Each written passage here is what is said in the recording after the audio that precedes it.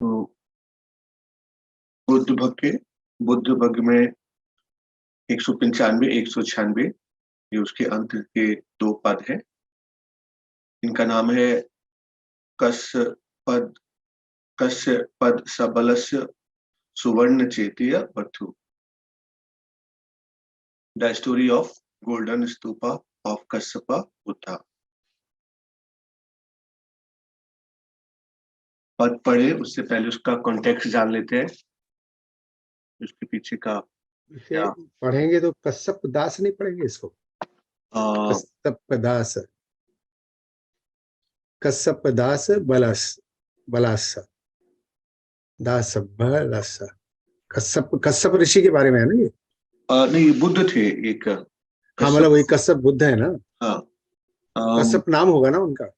जी, actually मैं खुद recall कर रहा हूँ, कहीं हम इनका नाम अल्टरनेटिव परिक्त में कुछ पढ़ते हैं क्या, जैसे बलस से वर्ड आया है, सब बलस। वो 10 बलस है क्योंकि सारे बुद्ध 10 बलवा। हाँ, कश्यप से है भगवान बुद्ध का नाम। कश्यप बुद्ध, हाँ हाँ, Kashyap. Right right right, SP sir, I think you are saying right कि कश्यप के बाद 10 बलस जो है वो सारे बुद्धों के पास 10 बल होते हैं। Right, thank you sir. Kashyap दस बलास। यस, दास नहीं होगा, ये 10 बलस है जी। नरेंद्र जी, कश्यप बुद्ध थे। और हाँ जी, आगे स्टोरी में भी आगे आएगा। और 10 बलस से मतलब उनके पास, बुद्धों के पास जो 10 बल जो होते हैं वो उनके पास। Thank you. Thank you SP sir. तो जो वर्स पढ़ूंगा उससे पहले का स्टोरी बता देता हूँ। On one occasion, while the Buddha and his followers were on a journey to Varanasi, they came to a field where there was a spirit shrine. Not far from the shrine, a Brahmin was plowing the field. Seeing the Brahmin, the Buddha sent for him. When he arrived, the Brahmin made obeisance to the shrine, but not to the Buddha. To him, the Buddha said, Brahmin, by paying respect to the shrine, you are doing a meritorious deed that made the Brahmin happy. तो एक समय भगवान और उनके जो followers थे वो बनारस में यात्रा कर रहे थे। एक खेत पर आए जहां पर एक वीकेंड से समाधि थी। और वहां वहां से थोड़ी दूर पर एक ब्राह्मण था जो हल चला रहा था अपने खेत पर, खेत को जोत रहा था। तो भगवान बुद्ध ने उस ब्राह्मण को बुलाया। जब वो ब्राह्मण आया तो उसने उस समाधि पर तो प्रणाम किया, लेकिन भगवान बुद्ध को प्रणाम नहीं किया। तो भगवान बुद्ध बोले, ब्राह्मण, तुमने इस समाधि को प्रणाम करके इसको रिस्पेक्ट देकर बड़ा ही एक अच्छा काम किया है, इससे तुम्हारे को मैरिट्स गेन होंगी। और ऐसा सुनकर वो ब्राह्मण को खुश कर दिया, वो ब्राह्मण खुश हो गया, ऐसा सुना था उसने। After thus putting him in a favorable frame of mind, the Buddha, by his supernormal power, brought forth the golden stupa of Kassapa Buddha and let it remain visible in the sky. The Buddha then explained to the Brahmin and other bhikkhus that there were 4 classes of person worthy of stupa. तो भगवान बुद्ध ने उसको एक positive frame of reference में लाया, पहले ब्राह्मण को, और उसके बाद अपनी जो सुपर नॉर्मल पावर है, सिद्धि से एक स्वर्ण स्तूप कश्यप बुद्ध का उसको प्रकट किया और आकाश में ही रहने दिया। और तब भगवान बुद्ध ने ब्राह्मण को और अपने बाकी भिक्षुओं को बताया कि 4 तरह के व्यक्ति होते हैं संसार में जिनके लिए स्तूप बनाए जा सकते हैं या समाधि बनाई जा सकती है। And they are the Buddhas, Tathagatas, who are homage worthy and perfectly self-enlightened, the Pachek Buddhas, the Arya disciples, and the universal monarchs. तो वो 4 व्यक्ति कौन है जिनके लिए स्तूप बना सकते हैं? तो वो है, एक तो स्वयं तथागत बुद्ध, दूसरे प्रत्येक बुद्ध, तीसरे उनके जो आर्य शिष्य है भगवान बुद्ध के, और चौथे जो सम्राट है पूरी दुनिया के। इन चारों के बनाए जा सकते हैं। He also told them about the 3 types of stupas erected in honor of these 4 classes of person. और जो स्तूपा बना सकते हैं वो 3 प्रकार के बना सकते हैं। वो है the stupas where corporeal relics are enshrined are known as शरीर धातु चेतिया। दूसरा, जहां पर मतलब उनके वी कैन से उनकी अस्थियां वगैरह रखी जाती है, तो उस तरह का अगर स्तूपा बनाते हैं तो उसे शरीर धातु चैत्य बोलते हैं। चैत्य स्तूप का ही हिंदी नाम है। आई मीन स्तूप भी हिंदी है और चैत्य भी हिंदी है। The stupas and figure made in the likeness of the above four personages are known as उद्देश्य चेतिया। और अगर ये जो चारों प्रकार के व्यक्ति हैं उनके जैसा एक फिगर बनाया जाए या स्टैचू बनाया जाए और वहां पर रखा जाए तो उसको बोला जाएगा कि वो उद्देश्य चेतिया है। और तीसरा है the stupa where personal effects like ropes bowls etcetera are those of revered personages and instant are known as paribhoga chetiya. The Bodhi tree is also included in the Paribhog Chaitya। और तीसरी तरीका स्तूप जो हो सकता है जहाँ पर चीवर रखा जाए या भिक्षा पात्र रखा जाए और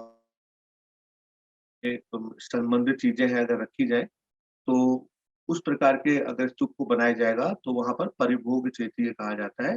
बोधि ट्री भी एक परिभोग चैत्य का इसी के अंदर ही आता है, परिभोग चैत्य कहलाता है। Then the Buddha stressed the importance of paying homage to those who are worthy of veneration। और इस प्रकार समझाने के बाद तब भगवान बुद्ध ने जो आगे हमें पद कहे जिसमें उन्होंने स्ट्रेस डाला कि जिनको पूजा के योग्य है उनकी पूजा करने से का कितना महत्व है। तो ये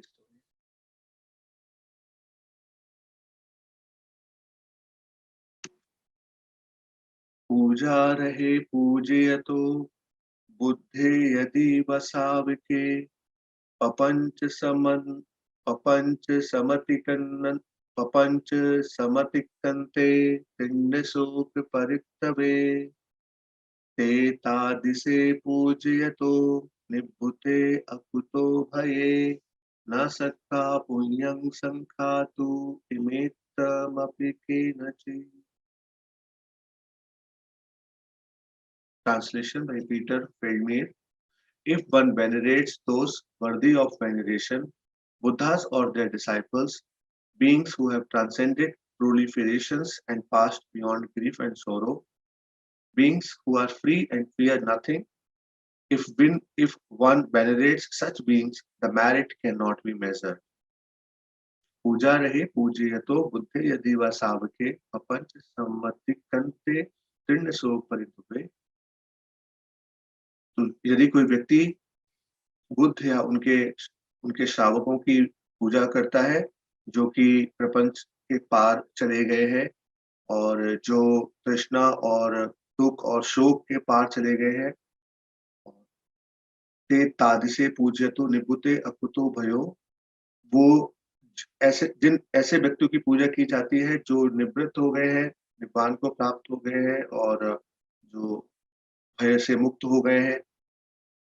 इस प्रकार की पूजा करने वालों के पास जो मेरिट्स आती है उसकी गणना ना सक्का पुण्य संखातु इमेत्तमपि केनचित्, उनकी गणना नहीं की जा सकती।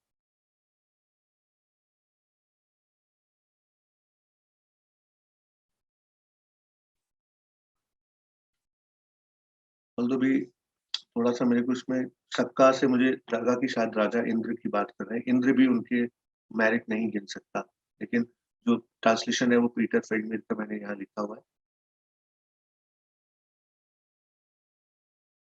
सक्का का मतलब ऐसे सक्षम, शायद सक्षम नहीं है उनके पुण्य गिनने में कोई, ऐसा भी हो सकता है। ट्रांसलेशन बाय अजान मुनिंदो। Immeasurable is the benefit obtained from honoring those who are pure and beyond fear. Beings who have found freedom from sorrow and grieving are worthy of honor। तो उनकी पूजा करने के बहुत अगणित लाभ हैं जो कि शुद्ध परिशुद्ध है और भय से दूर जा चुके हैं और ऐसे बींग्स जो कि दुखों से मुक्त हो चुके हैं वो निश्चय ही पूजा योग्य है। Reflection by Ajahn Munindo। It is virtue within us that recognizes virtue in others। When we honor this or that virtue in another person, those same qualities are nourished within ourselves। तो ये हमारे अंदर के गुण है जब हम दूसरे के गुणों को पहचानते हैं और जब हम किसी व्यक्ति के किसी गुण के बारे में उसको सम्मान करते हैं, तो वो ही गुण हमारे अंदर भी पोषित होने लगते हैं, हमारे अंदर आने लगते हैं. We said Buddha images up high so that we can look up to them and to that which they symbolize. तो हम भगवान बुद्ध की जो मूर्ति है, इमेजेस है, उनको ऊपर रखते हैं सो दैट हम उनको देख सके, उनको और और उनसे वो गुण सीख सके जिसको वो सिंबलाइज कर रही है. What a privilege to find confidence in a path of practice which points to sorrow and fear as teachings. हमारा कितना सौभाग्य है कि हमारे को एक ऐसा रास्ते में मौका मिला है कॉन्फिडेंस जगाने का, जो कि दुख और भय को भी एक शिक्षा की तरह दिखाता है कि इससे हमें क्या सीख सकते हैं. Such feelings are not who or what we are. There is much more to us than that. ये ऐसी भावनाएं, such feelings are not who or what we are. There is much more to us than that.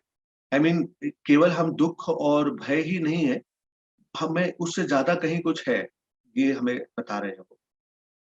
और in bowing to our teacher, the Buddha, we learn to bow into life and death and to learn from everything.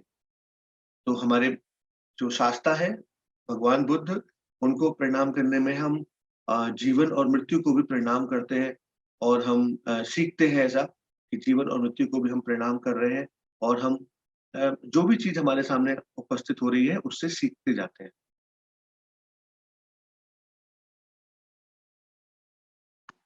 तो ये reflection by आचार्य मुनिंदो था.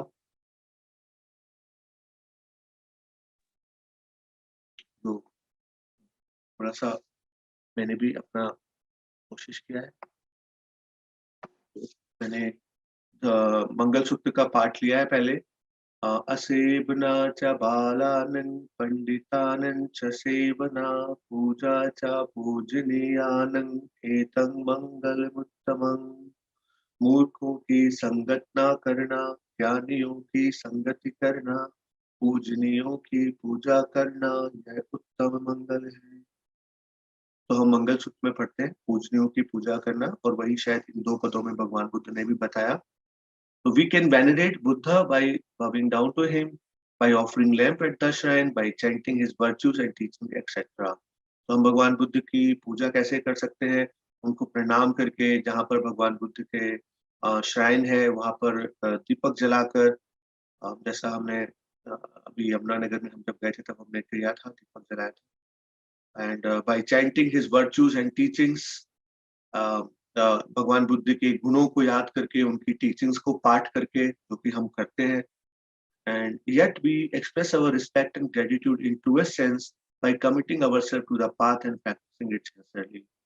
और इन सब को करने के साथ साथ हम ये प्रार्थना कर सकते हैं कि हम बहुत ही सच्चे रूप में अपना सम्मान और कृतज्ञता व्यक्त कर पाए. वो कैसे करेंगे? कि हम उनके द्वारा बताए मार्ग पर अपने आप को कमिट कर पाए और उसको हम सिंसियरली उस पर चल पाए.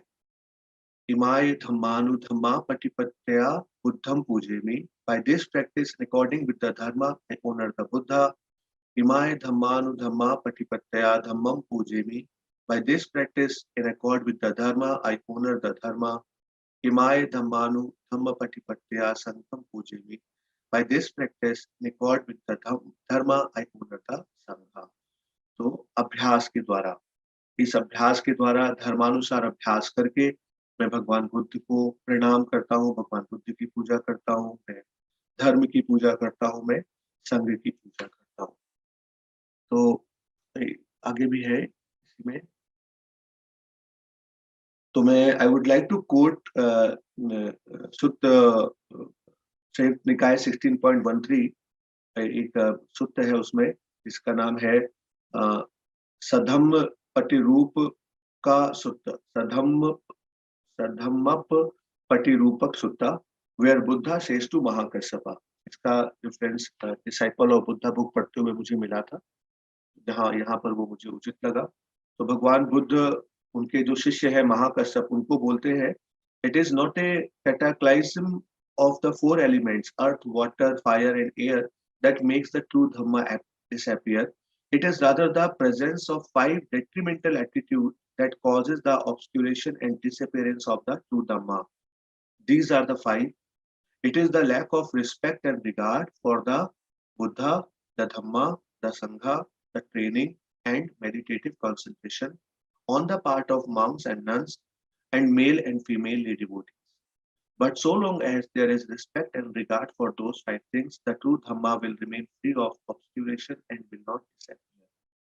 तो इसमें भगवान बुद्ध महाकश्यप को बता रहे हैं कि ऐसा नहीं है कि ये जो 4 एलिमेंट है जिसको हम बोलते हैं पृथ्वी, आपो, तेजो एंड वायु, इनके जब ये इनका प्रलय हो जाएगा तब जाके ट्रू धम्मा गायब होगा।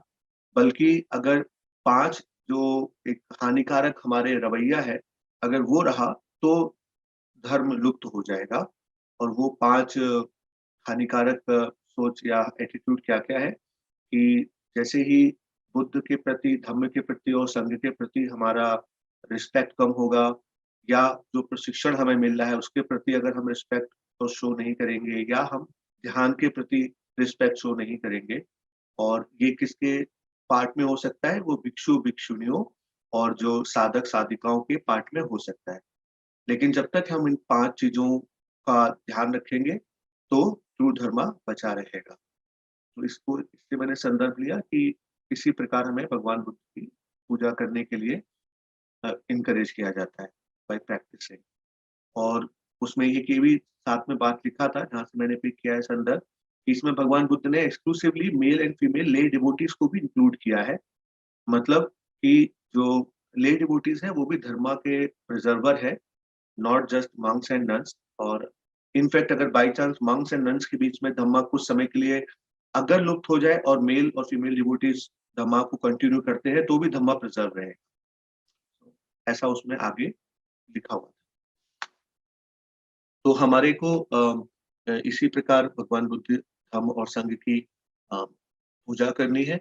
और उसके साथ ही मैं एक येलो पेज शेयर करके अपनी बात को समाप्त करूंगा, जिसमें आचार्य जयसारो हमको इनकरेज करते हैं कि हम अपनी साधना में लगे रहे और मेडिटेट करते रहे। तो उन्होंने लिखा है, we can always find reason not to meditate. हम कई तरह के कारण ढूंढ सकते हैं या बहाने बना सकते हैं मेडिटेशन ना करने के, जैसे it is too early, it is too late, I have a busy day ahead of me and need more rest, I have had a busy day today and need to rest, I'm too hungry, I'm too full, I'm not feeling very well and need to rest in case I get worse, I'm just recovering from illness and need to rest up in case I have a relapse। तो हम इस प्रकार का बहुत सारी चीजें सोचते हैं, अभी तो काफी जल्दी है, अब तो काफी लेट हो गया, आने वाला दिन बहुत बिजी है और मैं अच्छा है कि मैं रेस्ट कर लूं, या मेरा दिन बहुत बुरा बीता है, अब मुझे रेस्ट की जरूरत है, मैं बहुत भूख लग रही है, अरे मैंने तो बहुत ज्यादा खाना खा लिया, एंड या मैं अच्छा महसूस नहीं कर रहा हूँ, अच्छा हो कि मैं रेस्ट ले लूं, कहीं ऐसा ना हो कि तबीयत और बिगड़ जाए, या मैं अभी भी तो बीमारी से रिकवर कर रहा हूँ और अभी मुझे रेस्ट करना चाहिए, कहीं ऐसा ना हो कि दोबारा बीमार पड़ जाऊं। So the Buddha gives example of more skilful thinking. भगवान बुद्ध ने जो एग्जाम्पल दिए वो इससे ज्यादा कुशल उपाय के दिए। उन्होंने बोला कि ऐसे सोचना चाहिए, I have a busy day ahead of me and won't have much opportunity to meditate, I will meditate now while I still have the chance. हमारे आगे अभी व्यस्त दिन है और हो सकता है मुझे मौका ना मिले ध्यान करने का, तो मैं अभी मेडिटेशन कर लेता हूँ, अभी मेरे पास चांस है। या I have had a busy day today and I didn't get much opportunity to meditate, now I am free, I will catch up. या आज मेरा दिन बहुत व्यस्त रहा, मुझे कोई मौका नहीं मिला ध्यान करने का, लेकिन कम से कम अभी तो मैं फ्री हो गया हूँ, चलो अभी मैं मेडिटेशन कर लेता हूँ। I am not feeling very well, if it gets much worse I may not be able to meditate, I will meditate now while I am still, why I still can. तो मैं अभी अच्छा महसूस नहीं कर रहा हूँ, अगर ये इससे ज्यादा बुरा हुआ तो फिर मुझे मेडिटेशन करने का मौका नहीं मिलेगा, तो मैं अभी मेडिटेशन कर लेता हूँ। I am starting to feel better but I may have a relapse and be unable to meditate, I'll meditate now while I still can। और मैं अभी अच्छा महसूस करने लगा हूँ, लेकिन कहीं मैं दोबारा से बीमार अगर पड़ भी सकता हूँ और हो सकता है तब मेडिटेट ना कर पाऊँ, तो बेहतर है कि मैं अभी मेडिटेशन कर लेता हूँ। ऐसा करके जैसारो हमको शिक्षा देते हैं। This was my presentation. अगर आप लोगों के मन में कुछ प्रश्न आया हो तो आप पूछ सकते हैं। निखिल, बहुत अच्छा प्रेजेंटेशन बनाया आपने। जी मुझे ये जो अजान जयसर के ने भगवान बुद्ध को कोट किया है, कहाँ से कोट किया, बता नहीं सकते हैं? सर, ये भगवान उन्होंने अपनी ही शिक्षा दी है। और यहाँ पर जस्ट उन्होंने सेंटेंस लिखा था, वो इस तरह से लिखा हुआ है कि the Buddha gives example of more skilful thinking. So like example कहीं जैसे किसी सूत्र में है या उन्होंने अपने से दिए? सर, मैंने ना, मुझे अभी आपने पूछा तो मुझे याद आ गया, मैंने कई सूत्र पढ़े हैं and they are very touching. When भगवान बुद्ध सेज झाय भिक्खु झाय, राइट, ध्यान करो भिक्षु, ध्यान करो, नहीं तो बाद में रिग्रेट करोगे। देयर आर एक्सक्लूसिव सुत्ता। हाँ, वो तो और है, वो तो है। तो मुझे लग रहा है कि शायद वहां से उन्होंने प्रेरणा ली है और ये शब्द उन्होंने अपने रखे हैं, although I am not sure. अच्छा, हो निखिल सकता जी है बहुत ऐसे। अच्छे, थैंक यू। सो इसमें एक चीज मुझे मेरे मन में भी ख्याल आया, शायद आप लोग को पता हो, स्तूप वर्ड तो हिंदी है ना या इंग्लिश है? निखिल जी बहुत नहीं, अच्छे। Stupa is definitely Sanskrit and Pali word, I think Hindi क्योंकि वर्ड आल्सो। चैत्य तो सर ठीक है, known as chaitya is a totally, I understand कि this is a kind of Pali और संस्कृत और हिंदी वर्ड। स्तूप भी तो शायद, व्हाट इज निखिल स्तूपा? जी मैं बात कर सकती हूँ? Sure sure Smita ji. अच्छा, आपने बहुत अच्छे तरीके से समझाया। मेरा हिंदी आपके जैसा फ्लुएंट नहीं होगा। मेरी जो अंडरस्टैंडिंग है, stupa is a Pali word, number one. दूसरी चीज मुझे लगता है कि बार बार भगवान ने हमें अलर्ट किया है, जो आप बोल रहे थे मंगल सूत्र के बारे में, कि मूर्खों की संगत न करें। कई वर्ष, बहुत सारे वर्सेस में हमें ये मिलता है जी ये। और तीसरी चीज जो मुझे लग रहा था, जो येलो पेज में है, जी तो मुझे एक लगता है कि एक मारा का भी जो रोल है हमेशा, वो भी हमें बार बार अलर्ट करता है कि मतलब हमें एक ह्यूमन नेचर है, लेजीनेस, जो क्वालिटीज है मारा की, वो हम ह्यूमन बींग्स में एम्बेडेड है। तो उससे ऊपर आने के लिए उन्होंने कोरिलेट किया है कि ये एक छोटा सा सवाल मेरे मतलब जी ख्याल में आया था। Thank you. जी जी, yes yes, you are right, you are right. तो stupa, I think we can for the time being agree कि ये पाली संस्कृत हिंदी वर्ड ही है, और चैत्य भी उसका पर्यायवाची ही मान लेते हैं फिर हम। स्तूपा और चैत्य एक दूसरे के सिनोनिम्स है, पर्यायवाची है।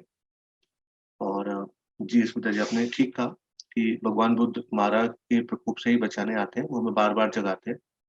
We read a very nice book in early morning sessions, the letter by Mara. उसमें इसी प्रकार से मारा के बारे में बताया था कि मारा कैसे हमें फंसाता है। Thank you. और मैं थोड़ा सा चेक करके आपको शायद टेक्स्ट कर दूंगी व्हाट्सएप पे, जी इस चीज के बारे में, स्तूपा के बारे में, आर्ट हिस्टोरियन का, क्योंकि मैं खुद टीचर हूँ इसलिए। Wonderful, thank you so much. जी श्योर, अब निखिल, हो सकता है टेक्स्ट कर सकते चेतिया हैं। जो वर्ड है, ये चेतना से बना हो, शायद it may mean memorial of some kind, in memory of chaitya sir, chetiya. हाँ जी सर, हो I'm not सकता है। sure. Somebody who is a poly scholar may be able to say better. जी सर, मैंने चैत्य वर्ड सुना है सर, चेतिया वर्ड जैसे इसमें लिखा है, आप सही कह रहे हो, चेतना से लग रहा है, क्योंकि उसी प्रकार की हाँ, शरीर चैत्य इज हिंदी वर्ड, जी शायद पाली में चेतिया बोलते हैं, आई डोंट नो। या